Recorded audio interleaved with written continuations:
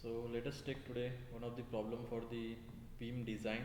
As in the previous lecture we have seen the types of sections, then we have done the design steps for the flexure member which is laterally supported. Please note down, तुम लोगों को mostly laterally supported ही आता है, तो both the problems are very different. Okay, laterally unsupported and supported दोनों. तो latus हम लोग सिर्फ डिज़ाइन प्रोसीजर देखते हैं, जो एक्चुअल क्वेश्चन रहेगा it will be different, but हम लोग स्प्लिट कर रहे हैं क्वेश्चन को, सो जिससे तुम लोग को अंडरस्टैंड हो जाए कि हम लोग को एक एक स्टेप कैसे यहाँ पे डिज़ाइन में यूज़ करते हैं. So today we will just see the how we are going to design the beam. So let us take the one of the example for the same, that is, let us write it. A simply supported beam 5-meter span is simply supported beam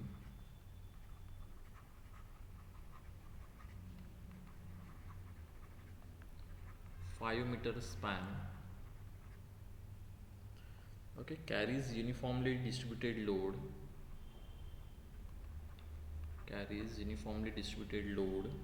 of 40 kilonewton per meter. Loading दिया हुआ है. In addition the beam carries a central point load. यहाँ पे मैं लिख देता हूँ सिर्फ यहाँ पे क्या कैरी कर रहा है, central point load of 50 kilonewton, of 50 kilonewton. The beam is laterally supported. Please note down कि यहाँ पे हर वक्त तुम लोग को क्वेश्चन में दिया रहेगा weather it is laterally supported और नॉट. अगर नहीं दिया है तो भी हम लोग फ्रॉम द प्रॉब्लम स्टेटमेंट बता सकते हैं. If the upper flange of the beam अगर तुम लोग का इम्पोज रहेगा इन द स्लैब और कनेक्टेड टू द स्लैब रहेगा, तो भी हम लोग बोल सकते हैं कि it is laterally supported. So design the section and check the section for the shear and deflection. So let us take, यहाँ पे हम लोग डायग्राम बना सकते हैं कि अपने को क्या गिवन है. बीम इज सिंपली सपोर्टेड, तो यहाँ पे हम लोग लिख सकते हैं it is simply supported. One end is hinge, one end is roller and it is subjected to UDL, जिसका इंटेंसिटी अपने को बोला गया it is 40 kilonewton per meter. So it is given and the central point load of 50 kilonewton. So we can take one point load which is 50 kilonewton. So why we are drawing this diagram, because you should know कि loading जो तुम लोग का रहेगा हर बार वो change हो सकता है depending on the type of material और डिपेंडिंग ऑन दी कौन कौन सा तुम लोगों को सपोर्ट है ऊपर, या फिर कोई वेट अगर दिया रहेगा या फिर फ्लोर फिनिश दिया रहेगा, उसके हिसाब से वो लोडिंग चेंज हो जाएगा. डोंट वरी, ये लोडिंग का कैलकुलेशन अपने को रहेगा एक्चुअल प्रॉब्लम में, बट अभी सिर्फ सिंप्लीफाई करके मैंने यहाँ पे लिखा हुआ है so that we can just focus on the design of the beam only. So we will go step by step. जो अपने को यहाँ पे steps जो दिए थे, same steps हम लोग यहाँ पे repeat करेंगे for the design, so that we will have some pattern for the design. So first step, we will find out the factored bending moment and shear force. As we know the loading, we can find it out. So let us focus on it. That is step number 1.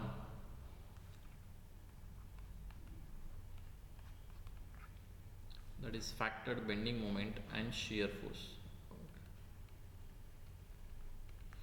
So as we know the loading, it is simply supported, so we can find out these reactions, as the maximum shear force is nothing but this reaction. So we can find out this shear force, that is VA or VB, which is nothing but maximum. And bending moment भी हम लोग calculate कर सकते हैं. As factored load भी किया तो भी चलेगा, या फिर after getting the reactions and bending moment then we will make it factored. So maximum bending moment if you want to find out maximum bending moment, directly मैं फॉर्मूले से ही निकाल रहा हूँ. अगर तुम लोगों का लोडिंग जो रहेगा वो स्टैंडर्ड नहीं है, then we can take this section जहाँ पे अपने को मैक्सिमम बेंडिंग मोमेंट मिलेगा. यहाँ पे अगर ऑब्जर्व करोगे, we can use the superposition theorem to find out the maximum bending moment. That is the combination of the maximum bending moment due to the point load and plus maximum bending moment due to the UDL. So it will be UDL की वजह से अगर हम लोग observe करेंगे तो it will be WL square divided by 8 plus जो point load रहेगा उसके लिए आएगा WL by, I think it is WL by 4. So अगर पुट करोगे तो अपने को यहाँ से वैल्यू मिलेगा W is nothing but your 40 multiply by length अपने को ऑलरेडी गिवन है which is nothing but 5 meter, so we can put this value divided by 8 plus for the point load it will be 50 multiplied by 5 divided by 4. So we can find out this value. Please check value कितना आ रहा है. Similarly we can calculate the maximum shear force as total load divided by 2 हम लोग करेंगे. So first के लिए यहाँ पे UDL की वजह से आएगा 40 multiplied by 5 that is point resultant load बोल सकते हैं हम लोग, प्लस जो point load it is 50 divided by 2 करेंगे तो अपने को एक रिएक्शन मिल जाएगा बिकॉज दोनों में वो स्प्लिट हो जाएगा. सो प्लीज चेक वैल्यू कितना आ रहा है total.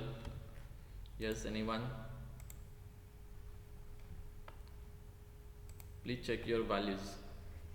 After getting this value we can further proceed for the factored bending moment and shear force. 187.5. Yes, The maximum bending 187.5. 187.5 it is in kilonewton meter. What about the maximum shear force? 200 plus 50 divided by 250 divided by I think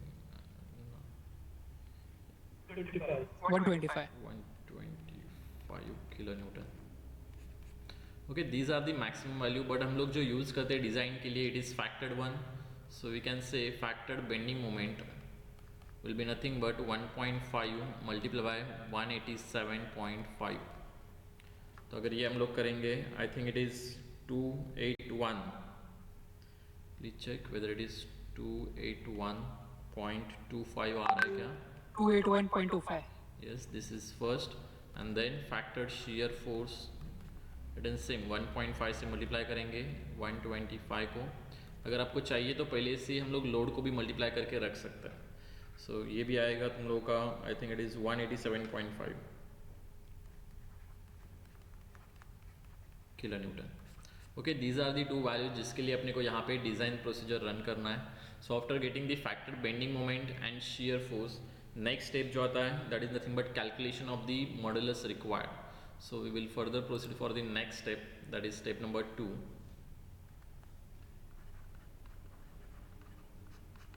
we will calculate plastic section modulus.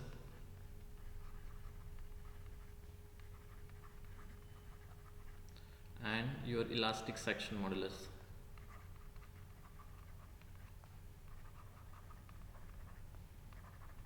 Okay, दोनों अपने को निकालना है. सो plastic section modulus के लिए we will refer the IS code. IS code में अपने को जो फॉर्मूला दिया हुआ है for the design of the flexure member वो हम लोग यहाँ पे यूज़ करेंगे. That is if you want you can take the help of the IS code, otherwise directly अगर याद भी रखा तो भी चलेगा.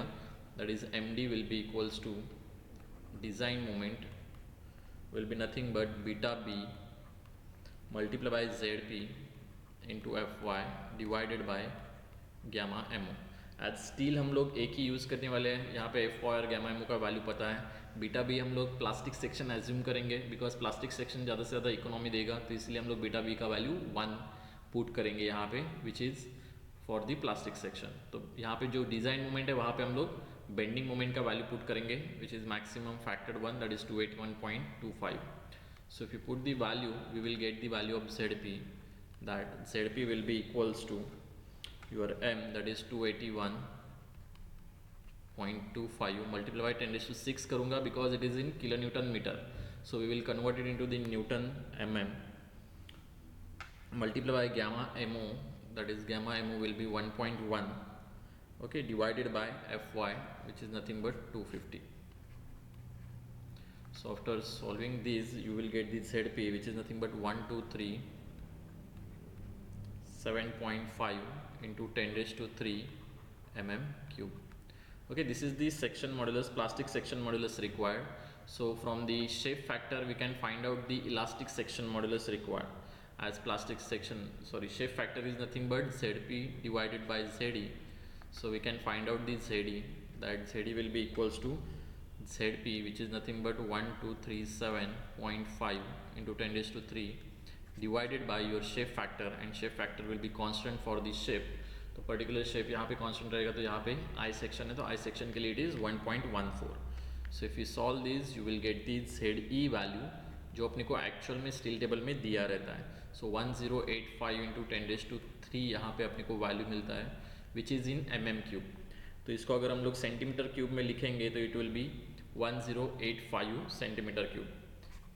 Check करो if you have the steel table, you can select this section from the ISWB, ISMB, ISLB.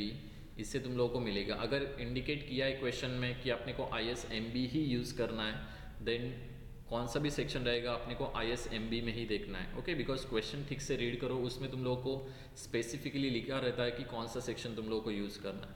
So now further we will go for the next step, that is step number 3.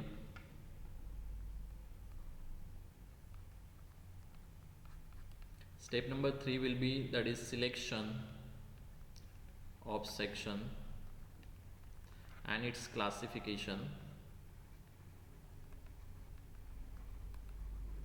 दोनों हम लोग यहाँ पे करेंगे. सो पहले से हम लोग यहाँ पे देख सकते हैं. सो लेट अस, अभी मैं यहाँ पे तुम लोगों को स्टील टेबल तो डायरेक्टली नहीं दिखा सकता, but let us take one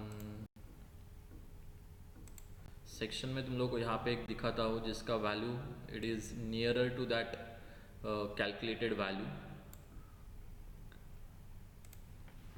if you check, ये स्टील टेबल का एक पार्ट मैंने यहाँ पे ले लिया है.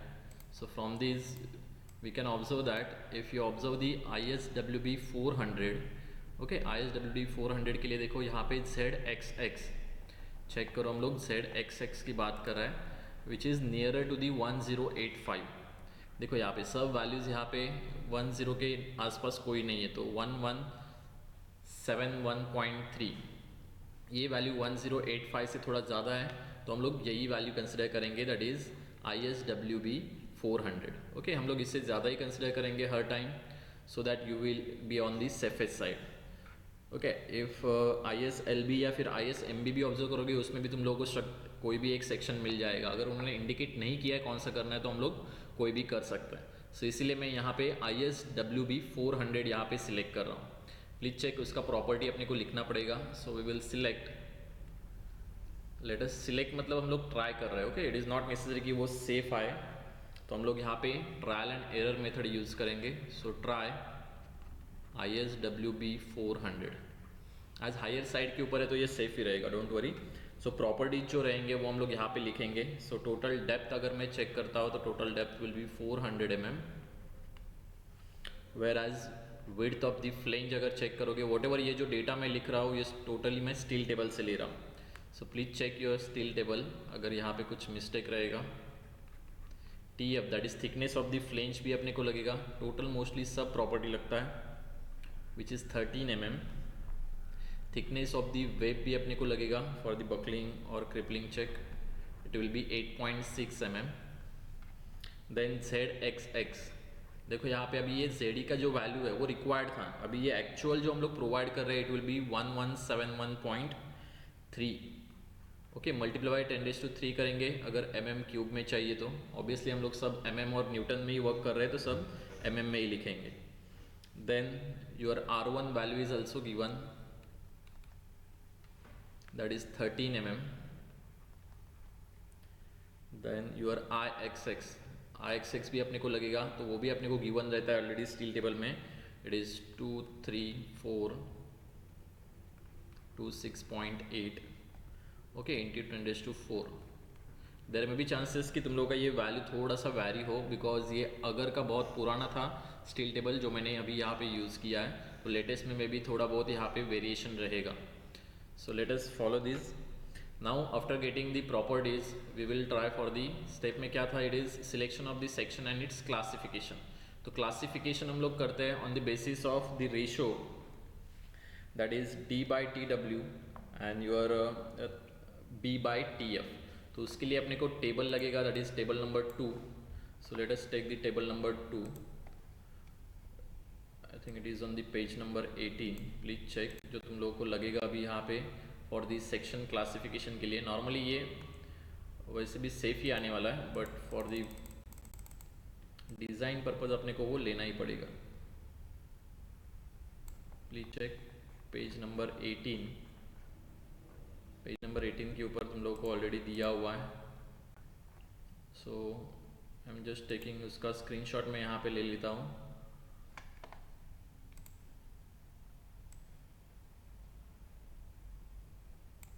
जितना रिक्वायर्ड है उतना ही मैं यहाँ पे ले लेता हूँ. This is our table number 2 which is given on the page number 80. तो यहाँ पे सेक्शन का अपने को क्लासिफिकेशन लेना है. मैंने 2 चेक लेने के लिए कहा था. That is first one, that is D1 by TW. इस रेशो में हम लोगों ने D1 का वैल्यू निकाला था. That is D1 is nothing but जो कांस्टेंट तुम लोगों का रेडियस रहता है, जो तुम लोग आई सेक्शन निकालते हो. Let us consider what ever जो आई सेक्शन है, सॉरी ये थोड़ा सा भी, ये आई सेक्शन का जो थिकनेस जो रहता है वेब का, जहाँ तक कांस्टेंट रहता है उधर तक का तुम लोगों को ये अपने को डेप्थ चाहिए. तो ये डेप्थ नॉर्मली इधर से लेके इधर तक कुछ रहता है, बिकॉज यहाँ पे रूट रेडियस रहेगा जहाँ पे वैरी होगा उसका section, and after that thickness of the flange रहेगा. तो दिस D1 अपने को यहाँ पे कैलकुलेट करना पड़ेगा. So D1 we can calculate, total D दिया हुआ है, ऊपर से thickness of the flange and root radius minus कर सकते हैं. सिमिलरली नीचे से भी माइनस करेंगे. सो टोटल हम लोग यहाँ पे निकालेंगे. That is D1 is nothing but your D minus 2 in bracket that is R1 plus TF. तो ये हम लोग करेंगे तो total will be 400 minus 2 in bracket R1 का वैल्यू है अपने पास दैट इज़ 13 प्लस TF का भी वैल्यू है दैट इज़ वो भी 13 ही है. तो टोटल इसमें से 400 में से इतना अगर वैल्यू चला गया तो अपने को D1 मिलता है 348 mm. So we will put this value in the check, that is D1 divided by TW. So D1 divided by TW अपने को मिलता है will be 348 divided by your TW value is given, जो already हम लोगों ने यहाँ पे लिखा है, that is 8.6. So if you put this value 8.6 you will get the answer which is nothing but 40.4. Okay 40.4 ये रेशो है. तो ये 40.4 हम लोग चेक करेंगे for the web of an I section. देखो web of an I section के लिए हम लोगों ने लिया था. सो वेब का अगर चेक करोगे general neutral axis at mid depth, तो D बाई TW का रेशो देखो 48 आ रहा है, मतलब 84 से भी लेस आ रहा है. ओके 105 तक जा ही नहीं रहा है, तो इट इज़ प्लास्टिक सेक्शन. तो हम लोग यहाँ पे बोल सकते हैं as it is less than,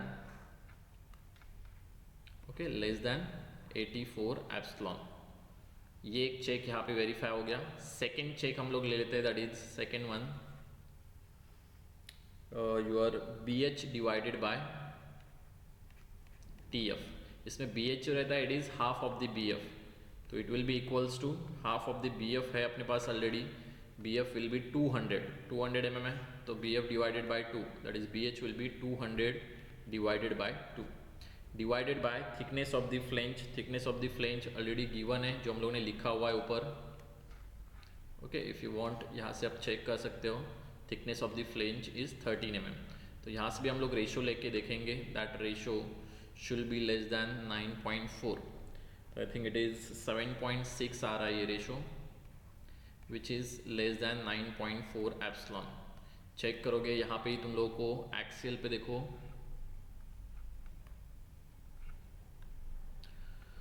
okay due to the bending criteria ये तुम लोगों को रिटर्न देखना पड़ेगा. यहाँ पे outstanding leg of an angle ये भी नहीं है ये due to the collar wait.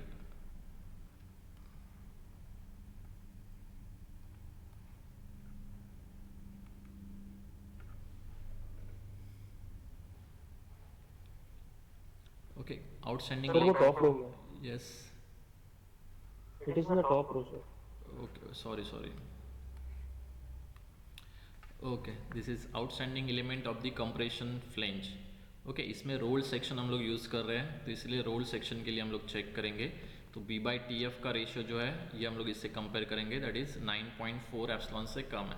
तो ये भी तुम लोग का प्लास्टिक सेक्शन ही आ रहा है. ओके इसके अगर आगे जाता है तो it will B compact. Mostly तुम लोग का प्लास्टिक सेक्शन ही आता है, बाकी कुछ नहीं आएगा. ओके बिकॉज ऑलरेडी हम लोगों ने प्लास्टिक सेक्शन एज्यूम करके ये वैल्यू निकाला है. सिर्फ अपने को यहाँ पे चेक करना पड़ता है कि whether this section is plastic और नॉट. तो यहाँ पे हम लोग चेक करेंगे और लिखेंगे दिस सेक्शन इज़ प्लास्टिक. भी ये हम लोग क्यों निकाल रहे हैं कि प्लास्टिक है कि नहीं, because it will B use for the next step. Next step अगर चेक करोगे तुम लोग तो अपने को यहाँ पे बेंडिंग मोमेंट का चेक लेना है. I think this is our step number 3. Then we will take this step number 4.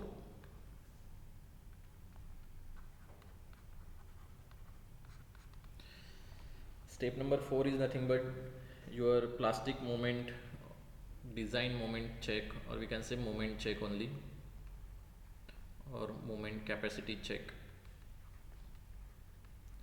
अभी हम लोग रिवर्स कैलकुलेट करके देखेंगे वॉट एवर सेक्शन हम लोगों ने प्रोवाइड किया हुआ है, तो जो प्रोवाइड किया हुआ सेक्शन है उसका एक्चुअल कैपेसिटी कितना रहेगा वो हम लोग कैलकुलेट करेंगे with the same formula, that is M D will be equals to beta B into your Z P into F Y divided by gamma M. लेकिन अभी अपने को जेड पी पता नहीं है, ओके, बिकॉज अपने को जो पता है जो गिवन सेक्शन का है वो जेड ई पता है, that is Z X X पता है. So we can put the value of this Z X X, okay, to determine the Z P. Return same हम लोग यूज़ करेंगे, that is section modulus is nothing but Z P divided by Z E. तो अभी अपने को Z E पता है तो हम लोग जेड पी फाइंड आउट करेंगे. So required provided Z P will be equals to 1.14 multiply by Z E, और जेड ई हम लोगों ने लिया हुआ है दैट इज 1171.3. कैलकुलेट करके देखो 1171.3 इंटू 10⁻³ चेक करो ये वैल्यू कितना है. वॉट एवर जो एम डी आएगा उसमें हम लोग ये वैल्यू पुट करेंगे as beta B will be equals to 1, because plastic section अभी हम लोगों ने प्रूव कर दिया है कि इट इज़ प्लास्टिक. अगर प्लास्टिक नहीं आता है, if it is semi compact और कॉम्पैक्ट, तो हम लोग उसके लिए बीटा बी का वैल्यू चेंज करेंगे. So Z P will be your 1.14 into 1171.3, okay, into 10⁻³ mm³ में ही लेना है अपने को, मल्टीप्लाई बाय एफ वाई का वैल्यू अपने को पता है that is 250 divided by gamma mo is nothing but 1.1. Please check the value of md. I think it is around 300 के आसपास आएगी, मोस्टली चेक करो कितना है वो.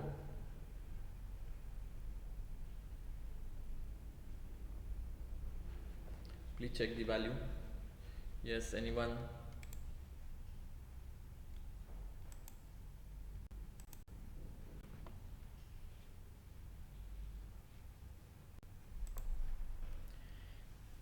चेक करो थोड़ा सा, मेरा वैल्यू थोड़ा सा यहाँ पे फ्लक्चुएट होगा बिकॉज ये थोड़ा पुराने वैल्यूज से है. तो इट इज़ वैल्यू जो मेरी कमिंग है इट इज़ 303. यस, किसी का कुछ आ रहा है answer?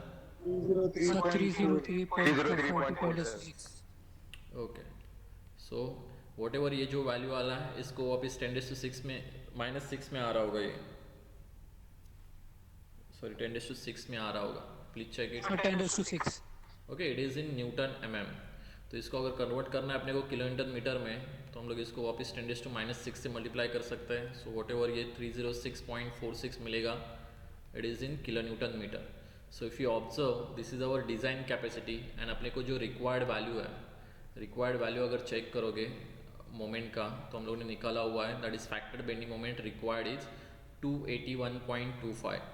So we can say as capacity is greater than factored bending moment, which is nothing but 281.6 kilonewton meter. इसलिए ये क्या हो जाएगा, सेफ हो जाएगा.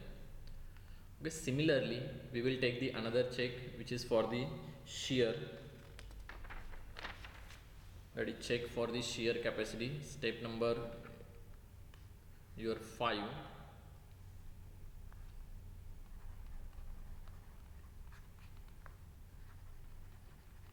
Check for share.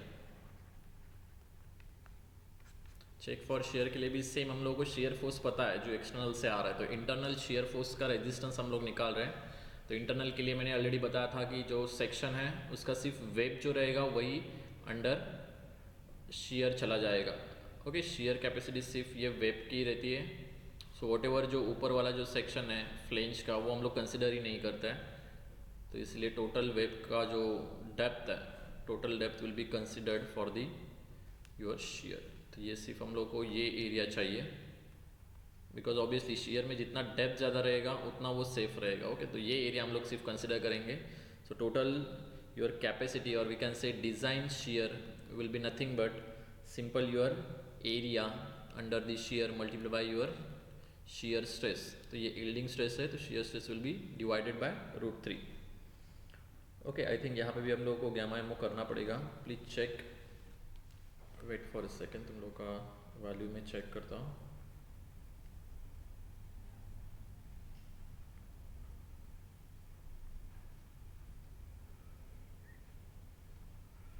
ठीक है. It is divided by gamma MO भी हम लोग करेंगे बिकॉज डिज़ाइन कैपेसिटी निकाल रहे हैं हम लोग, तो यहाँ पे गामा एमओ भी अपने को डिवाइड करना पड़ेगा। ओके, हर एक इसमें जब भी हम लोग डिज़ाइन कुछ निकाल रहे हैं तो उसको गामा एमओ से डिवाइड करो स्ट्रेस को। सो if you put the values that is area will be total depth अपने को पता है, एज ऑलरेडी एरिया भी दिया रहता है लेकिन हम लोग ऐसे ही निकालेंगे बिकॉज हमें यहाँ पे फ्लेंज नहीं कंसिडर करना है। तो इट विल बी 400 तुम लोग का डेप्थ है और थिकनेस ऑफ द वेब 8.6 है, तो हम लोग यहाँ पे पुट करेंगे that is 400 multiply by 8.6 multiply by Fy will be 250 divided by यहाँ पे ये √3 as it is multiply by gamma MO will be 1.1। So whatever यहाँ से अपने को VD का वैल्यू मिलेगा, so that VD is equals to, check करो ये कितना है, वेदर इट इज 451.5 है क्या, 451.382। ओके। सो वट एवर ये जो 38 है मल्टीप्लाई बाय 10⁻³ आ रहा है, इट इज़ इन न्यूटन, तो इसको किलो न्यूटन में करेंगे तो ये आ जाएगा 451.38 kilo newton. Then we can check और compare with the external shear force. Check करोगे एक्सटर्नल शियर फोर्स कितना रिक्वायर्ड है, 187.5 आउटर फोर्स आ रहा है, तो ऑब्वियसली कैपेसिटी उससे ज़्यादा होनी चाहिए, तो ये ज़्यादा ही रहेगी हमेशा। So it is greater than factored shear force which is nothing but 187 kilo newton something, तो इसलिए ये क्या हो जाएगा, सेफ हो जाएगा। So now after taking the shear check, next check जो आता है, जो दो इंपॉर्टेंट चेक्स है that is buckling and crippling check. So first we will take the buckling check that is web buckling. Step number 6 that is web buckling। तो web buckling देखो study करेंगे हम लोग वेब बकलिंग ठीक से, because उसके हिसाब से देखो सिंपल पहले हम लोग वॉट एवर जो स्ट्रेस निकालना है, बकलिंग रेजिस्टेंस जो निकालना है, लेट अस कंसिडर, मैं एफ भी बोलता हूँ उसको, that force resisting force will be nothing but buckling resistance will be area under the buckling multiply by stress for the compression. Okay, because buckling किसका failure है, कंप्रेशन मेंबर का, तो stress multiply by area ही कर रहे हैं। यहाँ पे हम लोग एरिया निकाल सकते हैं, सिंपल एरिया लास्ट टाइम ही बताया था मैंने, area under the buckling which is nothing but that is B1 bearing length plus your N1 multiply by your thickness of the web. Okay, last time diagram बताया था तुम लोगों को, if you want we can explain return. Okay, तो whatever यहाँ पे जो B1 रहता है वो हम लोग खुद से एज्यूम करते हैं, तो सबका एजम्पशन अलग अलग हो सकता है, whereas N1 is nothing but total depth divided by 2, तो हम लोग यहाँ पे इसको मॉडिफाई कर सकते हैं that B will be equals to 100 multiply by sorry plus N1 हम लोगों ने यहाँ पे D डिवाइडेड बाय 2 लिया है। सम बुक्स में यहाँ पे स्मॉल d भी लेते हैं दैट इज़ D1, बट हम लोग एक्चुअल अपने थेरी से ही जाएंगे जो हम लोगों ने सीखा है, multiply by thickness of the web I think it is 8.6। तो यहाँ से अपने को टोटल एरिया मिलेगा, प्लीज चेक एरिया कितना आता है ये, यस एनीवन एरिया बताओ कितना है ये, 2580 2580 mm²। ठीक है, ये मैंने जानबूझ के यहाँ पे 100 लिया हुआ है B1 बिकॉज अगर तुम लोग का बेरिंग लेंथ अगर ज़्यादा रहेगा तो ऑटोमेटिकली FB का वैल्यू ज़्यादा रहेगा, तो फेलियर होने के चांसेस बहुत कम रहेंगे। आफ्टर दैट अपने को FCD निकालना है, तो FCD इज़ नथिंग बट आपका जो FCD है उसको निकालने के लिए अपने को दो चीज़ें लगेंगे। First one that is KL/R which is nothing but your slenderness ratio, and second one that is buckling class. तो बकलिंग क्लास ऑलरेडी हम लोगों ने लास्ट टाइम देखा था, buckling class for the rectangular section it is C, तो इसीलिए मैं यहाँ पे रिपीट नहीं करूँगा। बकलिंग क्लास डिपेंड रहता है टेबल नंबर 10 के ऊपर, जो हम लोगों ने लास्ट टाइम देखा था in the IS code. Table number 10 तुम लोगों को मिलेगा, वेट फॉर सेकंड बताता हूँ, पेज नंबर 58 के ऊपर रहेगा आई थिंक। ओके, जहाँ पे कंप्रेसिव स्ट्रेस का ये दिया हुआ है, टेबल दिए हुए हैं कि 4-5 टेबल एक साथ है परफेक्टली, उसके सबसे लास्ट वाला जो तुम लोगों का चार्ट है या फिर टेबल है that is table number 10। Okay, it is given on the page number 44, जिसमें तुम लोगों को दिया हुआ है कि हम लोग बकलिंग क्लास कैसे सिलेक्ट करते हैं। If you want I will take this screenshot, please check. अगर अंडरस्टैंड नहीं हुआ उसमें से तो कुछ प्लीज़ आस्क। ओके, ये टेबल नंबर 10 था तुम लोगों का which is given on the page number 44। तो इसमें देखो सेक्शन के ऊपर बोला हुआ है देखो हम लोगों ने आई सेक्शन भले ही हम लोग डिज़ाइन कर रहे हैं, लेकिन अभी जब वेब बकलिंग का जो हम लोग चेक कर रहे हैं वो किसके लिए चेक कर रहे थे, हम लोग रेक्टेंगल सेक्शन के लिए चेक कर रहे थे, जो बकलिंग में एरिया जा रहा है उसके लिए। तो रेक्टेंगल सेक्शन वो सबसे लास्ट वाला है, that is channel, angle, T और सॉलिड सेक्शन, उसके लिए तुम लोगों का सी रहेगा buckling class. Okay, if you want idea regarding the buckling class तो प्रीवियस वाला लेक्चर देखो, उसमें मैंने एक्सप्लेन किया कि वो रेक्टेंगल सेक्शन कैसे कंसिडर होगा। तो depending on that we will calculate your FCD. तो KL अपॉन आर निकालने के लिए देखो आर मैंने बोला था that is R is nothing but, देखो अपना रेक्टेंगल सेक्शन कुछ ऐसा था जिसमें तुम लोगों का एक डायमेंशन था that is thickness of the web, and दूसरा डायरेक्शन था तो उसका वैल्यू था तुम लोगों का B1 प्लस N1। यही अपनों का एरिया है जो AB के लिए भी एप्लीकेबल रहेगा। तो B1 that is 100 plus what ever, ये B1 प्लस N आ रहा है कुछ ना कुछ। तो इसके लिए अपने को यहाँ पे R निकालना था, तो हम लोगों ने R निकाला था that is R will be equals to TW divided by √12। ये कैसे निकाला था, simple, okay, under root of I divided by area से निकाला था। इसका मोमेंट ऑफ इनर्शिया हम लोगों ने इस एक्सिस के ऊपर लिया था, BD3/12 डिवाइडेड बाय एरिया तो है इसका A इंटू बी, तो उससे अपने को ये TW डिवाइडेड बाय √12 अपना वैल्यू मिलता था। तो यहाँ पे अगर हम लोग कैलकुलेट करेंगे तो we will get your R value that is small r will be equals to thickness of the web पता है 8.6 divided by under root of 12। So यहाँ से अपने को वैल्यू आता है that is 2.48 mm। After that KL की बात करेंगे तो it is nothing but effective length. तो इफेक्टिव लेंथ के लिए K का वैल्यू मैंने फिक्स रखा था that K is nothing but always 0.7। Okay, it depends on the support conditions. तो यहाँ पे सपोर्ट कंडीशन कुछ नहीं बोल सकते हम लोग, तो इसलिए यहाँ पे एक फिक्स बोला हुआ है that is 0.7 of your total depth, sorry of D1। Okay, D1 हम लोगों ने कैलकुलेट किया था प्रीवियस प्रॉब्लम में, if I am not wrong in this step number. ये देखो यहाँ पे हम लोगों ने जो D1 कैलकुलेट किया है 348, उसका 0.7 हम लोग लेंथ लेते हैं which is nothing but your effective length. तो ये हम लोग यहाँ पे लिख सकते हैं 0.7 multiply by 348। So from that we will get the KL value that is 243.6 mm. After getting KL and R, we can find out the slenderness ratio that is L effective divided by R. Okay, slenderness ratio will be equals to 243.6 divided by 2.48. So from this we will get the value of KL upon R which is nothing but 98. Please check the value. Okay, for the your value slenderness ratio of 98 we can find out the FCD value. Okay, अपने को क्या चाहिए, FCD चाहिए। FCD depend रहता है your slenderness ratio और buckling class के लिए। तो बकलिंग क्लास C के लिए हम लोग ये चार्ट देखेंगे। तो चार्ट देखो, मैं यहाँ पे तुम लोगों के लिए स्क्रीनशॉट लेता हूँ, wait for a second, we will take it on the another page because chart थोड़ा बड़ा रहेगा। So if you have the IS code, तो IS कोड में देखो बकलिंग क्लास C के लिए table number 9C। Okay, table number 9C ही देखना है सबको। So if you take chart, ये तुम लोगों का टेबल नंबर 9C है जो गिवन है अपने को ऑलरेडी IS कोड में। तो इसमें चेक करोगे तो अपने पास देखो जो KL अपॉन R है उसका वैल्यू कितना है 90 to 100 के बीच में, 98। ओके, 90 to 100 के बीच में, मतलब अपने को क्या करना पड़ेगा, इंटरपोलेशन करना पड़ेगा। सो मैं यहाँ पे एक लाइन लगा देता हूँ so you will understand properly. देखो एक वैल्यू जो है वो 90 से रिलेटेड चाहिए, दूसरा वैल्यू जो है वो 100 से रिलेटेड चाहिए, दोनों के बीच में अपने को चाहिए वैल्यू।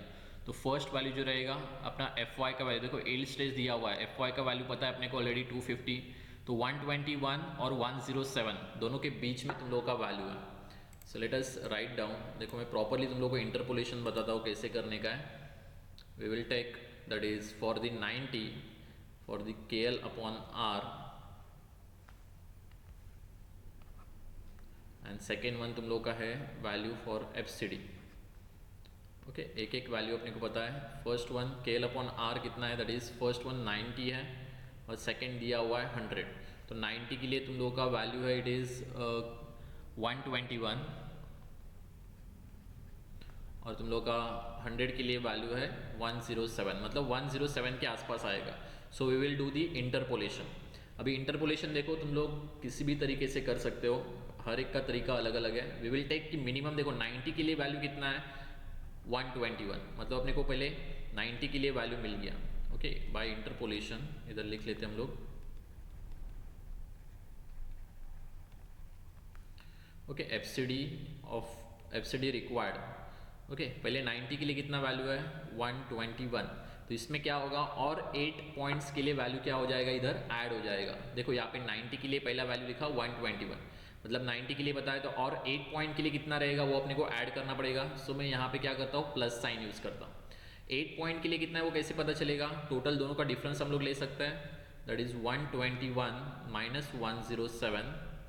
देखो मैंने ऊपर से नीचे वाला माइनस किया, डिवाइडेड बाय रिटर्न ऊपर से नीचे वाला ही माइनस करेंगे। अगर मैं 121 से 107 माइनस कर रहा हूँ तो ये 90 से 100 ही माइनस करूंगा मैं। If you want you can take 107 minus 121, तो एट दैट टाइम मैं यहाँ से 100 से 90 माइनस करूंगा। पर यूनिट वैल्यू मैं यहाँ पे निकाल रहा हूँ, तो ये 121 माइनस 107 किया है तो ये नीचे आएगा 90 माइनस 100 आएगा। सो वॉट एवर ये जो वैल्यू तुम लोग को मिल रहा है it is for 1 unit. Okay, एक सिंगल डिजिट के लिए कितना आ रहा है या फिर सिंगल यूनिट के लिए कितना आ रहा है ये हम लोग निकाल रहे हैं। अपने पास कितने यहाँ पे यूनिट एक्स्ट्रा है, 8 यूनिट एक्स्ट्रा है, तो इसलिए मैं यहाँ पे मल्टीप्लाई बाय 8 करता हूँ। So from this we will get the value of FCD. Check करो ये कैलकुलेशन कितना आ रहा है, whether it is 109.8 sir. 109.8। Sure everyone? Yes sir. Okay, ठीक है, 110 भी लिया तो भी चलेगा, it is mega pascal. Check करोगे चार्ट में तुम लोग को ये यूनिट भी इसका दिया रहता है, all the values are in given in mega pascal, that is newton per mm square. सो ये मेन है तुम लोग का इंटरपोलेशन करना है। ये अगर तुम लोग को समझ में आ गया देन तुम लोग कोई भी वैल्यू निकाल सकते हो। After getting this FCD value we will put that values in the your formula for the FB, that web buckling resistance will be AB multiplied by FCD.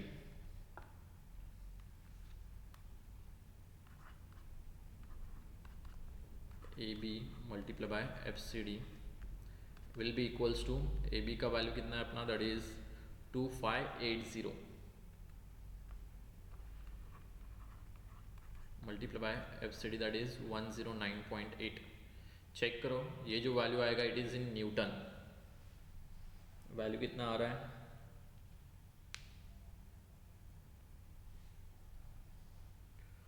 270-80 के आसपास। So yes 283.28 into 10⁻³ what ever ये जो value it is in Newton, तो उसको मैं kilo Newton में convert करूंगा तो 283.2 किलो न्यूटन आ रहा है। Obviously it should be greater than और equal to your factored shear force, because shear force के वजह से ही यहाँ पे बकलिंग हो रहा है। तो चेक करोगे शेयर फोर्स का वैल्यू, तो I think factored shear force it is around 187.5, तो उससे ये तुम लोग का ग्रेटर है, इसलिए ये क्या हो जाएगा सेफ रहेगा इन बकलिंग। ओके, है बहुत सिंपल, लेकिन तुम लोगों को सिर्फ कंसेप्ट अंडरस्टैंड करो। देन नेक्स्ट स्टेप जो रहेगा that is step number 8, that is web crippling. Okay, ये स्मॉल चीज़ है बिकॉज वाइवा में भी तुम लोग को यही पूछा जाता है, what do mean by buckling, crippling क्या रहता है, कहाँ पे होता है, ये सब चीज़ें तुम लोग को आना चाहिए। सो प्रीवियस लेक्चर में तुम लोग को ये एक्सप्लेन किया हुआ है। क्रिपलिंग का भी सेम ही है, तो क्रिपलिंग भी शेयर फोर्स की वजह से ये होता है, तो उसका भी रेजिस्टेंस हम लोग लेंगे, that is FCR। Crippling force will be मतलब internal capacity will be area under crippling multiply by your FY। Stress ही मल्टीप्लाई कर रहे हैं, लेकिन स्ट्रेस हम लोग को डिज़ाइन लेना पड़ेगा बिकॉज हम लोग यहाँ पे डिज़ाइन तुम लोग का फोर्स निकाल रहे हैं, तो इसलिए डिवाइडेड बाय गामा MO कर रहा हूँ मैं यहाँ पे। √3 नहीं करूँगा बिकॉज √3 काय के लिए करते हैं हम लोग, शेयर कैपेसिटी के लिए। यहाँ पे हम लोग सिर्फ क्रिपलिंग कैपेसिटी निकाल रहे हैं, तो area under the crippling, area under the crippling AC will be nothing but your B1 plus N2 multiply by TW। यहाँ पे मैंने N2 लिया था, अगर लास्ट लेक्चर अटेंड किया तो तुम लोगों को पता चलेगा यहाँ पे N2 मतलब क्या है, where N2 is nothing but 2.5 in bracket thickness of the flange plus root radius। Okay, because slope यहाँ पे 45 नहीं रहता है, यहाँ पे 1:2.5 रहता है, तो हम लोगों ने यहाँ पे स्लोप के हिसाब से यहाँ पे N2 का वैल्यू निकाला था, that is 2.5 in bracket thickness of the flange अपने को ऑलरेडी पता है, I think thickness of the flange it is 17.2।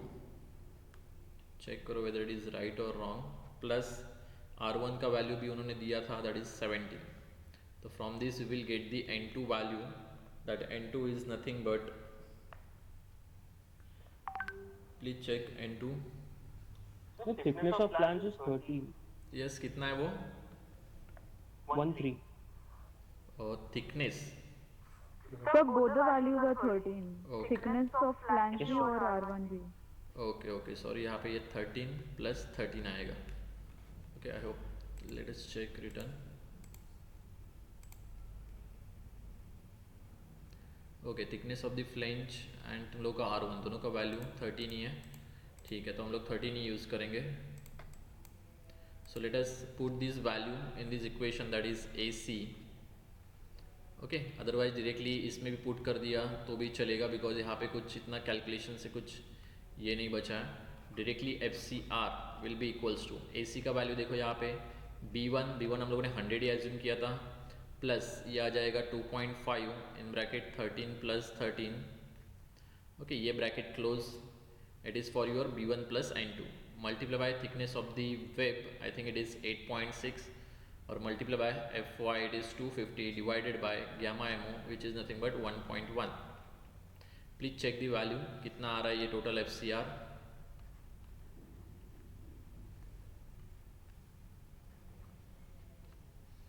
It should be greater than shear force, web crippling strength. Check करो, ये भी 200 के आगे ही आएगा। Yes, anyone?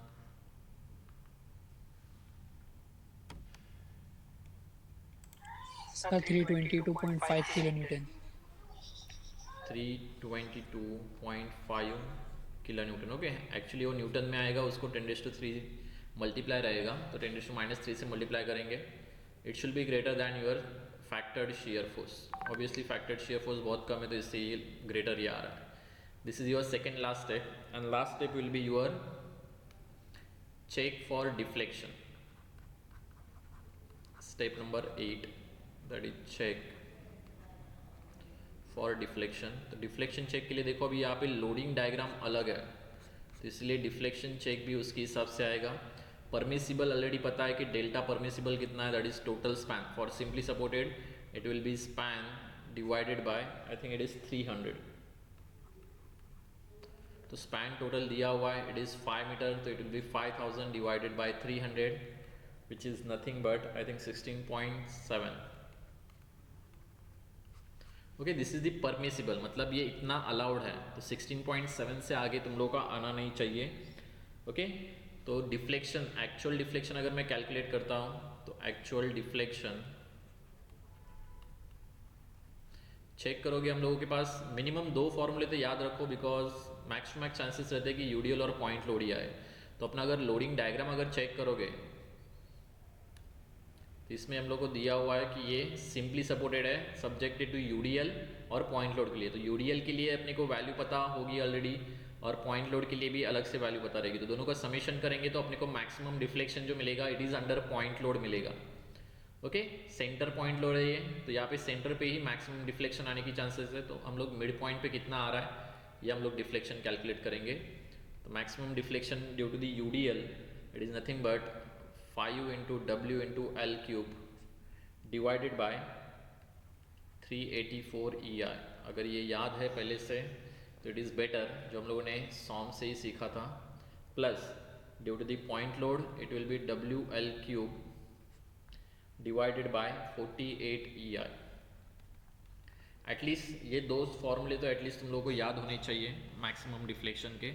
So we have the value of E। हम लोग स्टील स्टडी कर रहे हैं, तो स्टील के लिए इलास्टिक मॉडुलस कितना रहता है, आई थिंक 2 इंटू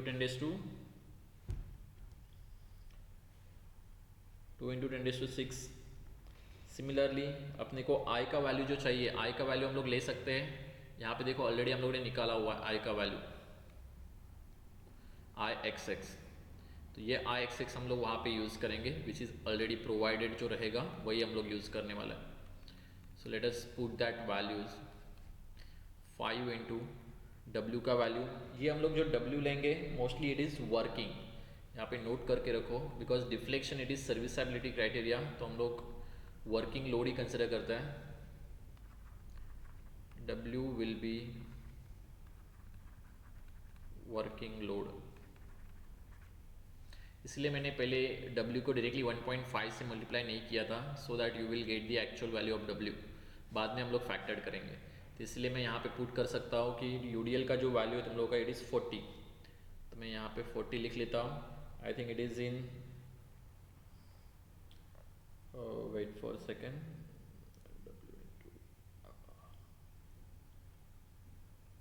ओके ये तुम लोगों को आई थिंक किलो न्यूटन में दिया हुआ, किलो न्यूटन पर मीटर में, तो इसको अपने को कन्वर्ट करना पड़ेगा। चेक करोगे, ओके किलो न्यूटन पर मीटर, तो ये न्यूटन पर मीटर में न्यूटन पर mm में हम लोग करेंगे तब ये चला जाएगा। ओके किलो न्यूटन चला जाएगा, इसका मीटर का mm हो जाएगा, तो ये 40 को कन्वर्ट करने की ज़रूरत नहीं है। तो ऊपर ये बच गया 40 मल्टीप्लाई बाय L का वैल्यू अगर चेक करोगे तो length it is 5000, so it will be 5000 cube divided by 384 as it is, multiply by your E into I। Please check करो, आई थिंक E का वैल्यू तुम लोग का गिवन रहता है, इट इज 2 इंटू 10⁵ ही रहता है। ओके 2 इंटू 10⁵ ही रहेगा वो, 2 इंटू 10⁵। ओके सॉम में हम लोगों ने यूज़ किया था, तो मोस्टली स्टील का तुम लोग को इलास्टिक मॉडुलस पता होना चाहिए।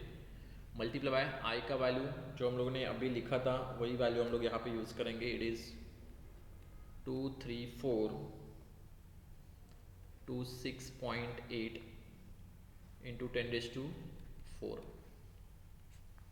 प्लस सेकेंड के लिए हम लोग यूज़ करेंगे, उसके लिए भी अपने को W गिवन है, it is 50, it is in kilo Newton, तो उसको रिटर्न हम लोग न्यूटन में कन्वर्ट करेंगे। 10⁻³ से मैं यहाँ पे मल्टीप्लाई कर रहा हूँ, multiply by L cube, L is nothing but return 5000, तो 5000 का क्यूब लेंगे हम लोग, divided by 48 multiply by E return तुम लोग का 2 इंटू 10⁵,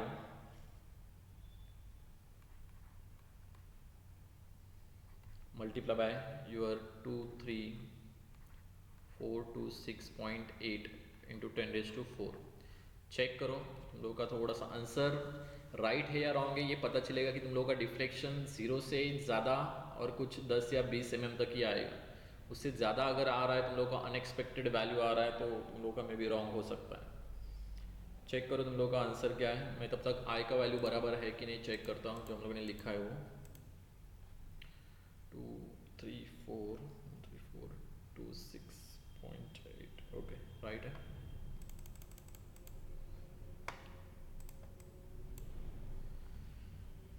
यस चेक इट, कितना वैल्यू आ रहा है टोटल? 2.78। टोटल आई थिंक 2.78 सिर्फ इसका ही आ रहा है, इसका एक अलग आएगा वैल्यू।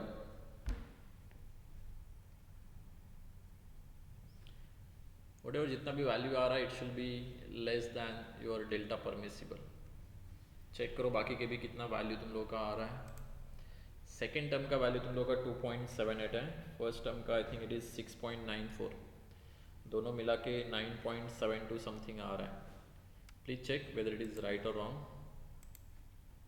तब तक मैं वैल्यू लिख लेता हूँ जो मैंने कैलकुलेट किया था, it is 9.72 which is less than del P, because del P अपना कितना है 16.7। अगर ये फेल होता है तो जस्ट प्रोवाइड करो आगे का सेक्शन और हम लोग स्टॉप कर सकते हैं, वही चेक वापस रिपीट करेंगे, बिकॉज आगे की सेक्शन के लिए बाकी के चेक तो तुम लोगों के सेटिस्फाई हो जाएंगे। जो चेक सिर्फ फेल हुआ है वही सिर्फ चेक हम लोग वापस लेंगे। The value it is in mm। Okay तो ये सेफ है, तो इसलिए हम लोग ये डिज़ाइन प्रोवाइड कर सकते हैं।